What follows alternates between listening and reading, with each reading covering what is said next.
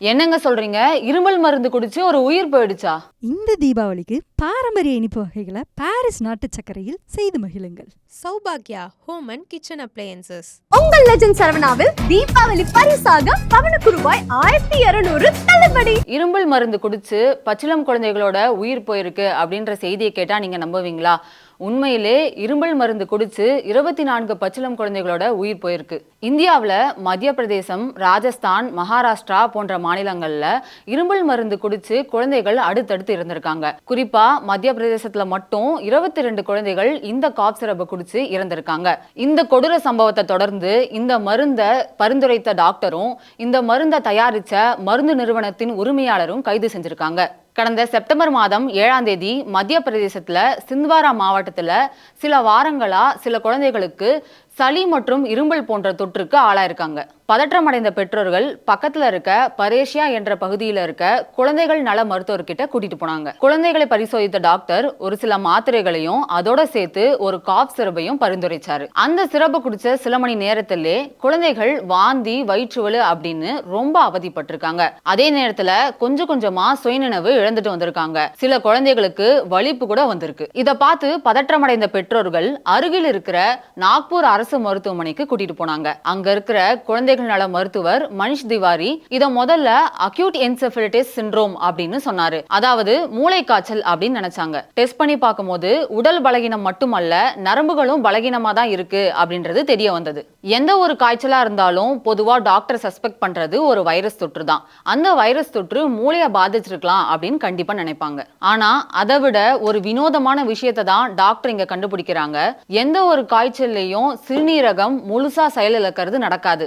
அதுவும் எல்லா குழந்தைகளுக்கும் ஒரே மாதிரியான கிட்னி ஃபெயிலியர் நடக்கிறது எல்லாருக்குமே சந்தேகத்தை கூட்டியிருக்கு. அதே மாதிரி மூளையில இருக்கிற நரம்பு மண்டலம் பாதிச்சா அன்கண்ட்ரோல்டா யூரின் போகுமே தவிர கிட்னி ஃபெயிலியர் கண்டிப்பா நடக்காது. இரண்டாவது வினோதமான விஷயம், அட்மிட் செய்யப்பட்ட குழந்தைகள் எல்லாமே ஒரே பகுதியை சார்ந்தவங்களா இருக்காங்க.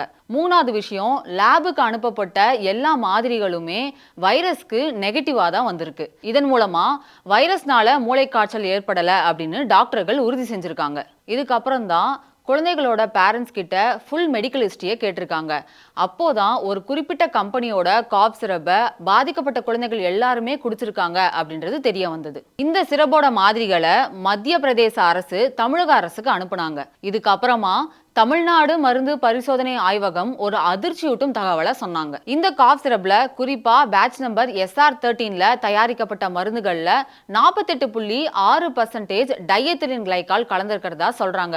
இது எந்த அளவுக்கு அனுமதிக்கப்பட்ட வரம்பு அப்படின்னு கேட்டீங்கன்னா 0.01% தான். இந்த 0.01%க்கு பதிலா 48.6% கலந்திருக்கிறதுனால கிட்டத்தட்ட 4860 மடங்கு அதிகமா இருக்கிறதா அர்த்தம். இது ரொம்பவே ஆபத்தானது அப்படின்னு சொல்றாங்க. சரி, இப்போ இந்த டைஎத்திலின் கிளைகால் என்ன பண்ணும் அப்படின்றத தெளிவா பார்க்கலாம். இத பெயிண்ட், பிரேக் ஆயில், ஆன்டிஃப்ரீஸ் மாதிரியான இண்டஸ்ட்ரியல் ப்ராடக்ட்ஸா யூஸ் பண்ணுவாங்க. இது ஒரு இனிப்பு சுவையுள்ள மணமற்ற நிறமற்ற ஒரு ரசாயனம். இத பார்க்கறதுக்கு மருந்துல கலக்கிற புரோபைலின் கிளைகால் மாதிரியே இருக்கும். ஆனா புரோபைலின் கிளைகால் பாதுகாப்பானது. இதுவே டைஎத்திலின் கிளைகால் ஒரு ஆபத்தான விஷம். இது ரொம்ப மலிவா கிடைக்கிறதால சில மருந்து கம்பெனிக்காரங்க லாப நோக்கத்துக்காக மருந்துல கலக்க வேண்டிய பாதுகாப்பான பொருளுக்கு பதிலா இந்த விஷத்தன்மையுள்ள டைஎத்திலின் கிளைகாலை கலந்துடுறாங்க. டைஎத்திலின் கிளைகால் உடம்புக்குள்ள போனா என்ன ஆகும் தெரியுமா?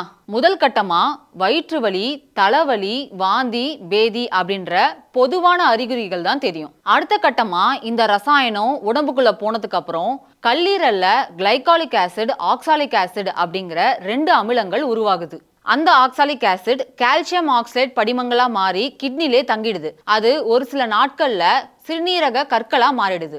இந்த கால்சியம் ஆக்சைடு படிமங்கள் நெஃப்ரான்ஸ் மேல படிஞ்சு அடுத்தடுத்து டாக்ஸின்ஸ் ஃபில்டர் ஆகிறத தடுக்குது. இதனால கிட்னி டிஷ்யூஸ் பாதிப்படைஞ்சு முழுசா கிட்னி ஃபெயிலியர் நடக்குது. இறுதி கட்டமா சிறுநீரகங்கள் முழுசா செயலிழந்து நரம்பு மண்டலங்கள் பாதிச்சு மூளைய வேலை செய்யறத தடுக்குது. குழந்தைகளுக்கு நோய் எதிர்ப்பு சக்தி ரொம்ப குறைவா இருக்கிறதுனால அவங்கள இது ரொம்ப வேகமா பாதிக்குது. பாதிக்கப்பட்ட குழந்தைகளோட கிட்னி சாம்பிள்ஸை ஆய்வு செய்யும் போது அதுல கால்சியம் ஆக்சைடு இருக்கிறத கண்டுபிடிச்சிருக்காங்க. இருக்காங்க. இந்த ஆய்வின் போது டியூப்லார் நெக்ரோசிஸ் அப்படின்னு சொல்லக்கூடிய சிறுநீரக திசு சிதைவு நடந்திருக்கிறதா சொல்றாங்க. இது 100% டயத்திரின் கிளைகாலால நடந்த பாதிப்பு அப்படின்றது உறுதி செய்யப்பட்டது. இதை தொடர்ந்து இந்த காஃப் சிரப்போட குறிப்பிட்ட பேட்ச் நம்பர் SR13 மருந்துகளை விற்க வேண்டாம் அப்படின்னு இந்திய மருந்துகள் கட்டுப்பாட்டு கழகம் அறிக்கை வெளியிட்டிருக்கு. இந்த காஃப் சிரப் தமிழ்நாட்டை சேர்ந்த ஒரு பார்மசூட்டிக்கல் கம்பெனியோட தான் அப்படின்றத கண்டுபிடிச்சிருக்காங்க. இந்நிலையில் காஞ்சிபுரம் அருகே சுங்குவா சத்திரத்தில் இயங்கி வந்த மருந்து தயாரிப்பு நிறுவனத்தின் உரிமையாளர் கைது செய்யப்பட்டிருக்கிறார். மத்திய பிரதேச அரசும் தமிழ்நாடு அரசும் சேர்ந்து நடத்திய இந்த காவல் விசாரணையில ஆய்வு செஞ்ச மருந்தோட சாம்பிள்களை நச்சுத்தன்மை இருக்கிறத உறுதி செஞ்சிருக்கிறதால இந்த கைது நடவடிக்கையை மேற்கொண்டிருக்காங்க. இந்த இருமல் சிரப் புதுச்சேரி, ஒடிசா, தமிழ்நாடு மற்றும் பல்வேறு பகுதிகளுக்கு விநியோகிக்கப்படுவதால் அந்த மாநிலங்களுக்கு தகவல் அனுப்பப்பட்டு மருந்து விற்பனையை தடுக்க அறிவுறுத்தப்பட்டுள்ளது. பாதிக்கப்பட்ட பச்சிளம் குழந்தைகளின் இந்த துயர சம்பவம் ஒரு தனிப்பட்ட மாநிலத்தின் பிரச்சனை மட்டும் கிடையாது, ஒட்டுமொத்த இந்தியாவோட பிரச்சனைன்னு தான் சொல்லணும். எதிர்காலத்தில் இது போன்ற சோகங்கள் நிகழாமல் இருப்பதை உறுதி செய்வது அரசின் கடமை மட்டுமல்ல, இந்த சமூகத்தின் தலையாய கடமையும் கூட. இந்த தீபாவளிக்கு பாரம்பரிய இனிப்பு வகைகளை பாரிஸ் நாட்டு சர்க்கரையில் செய்து மகிழுங்கள். சௌபாக்யா ஹோம் அண்ட் கிச்சன் அப்ளையன்சஸ்.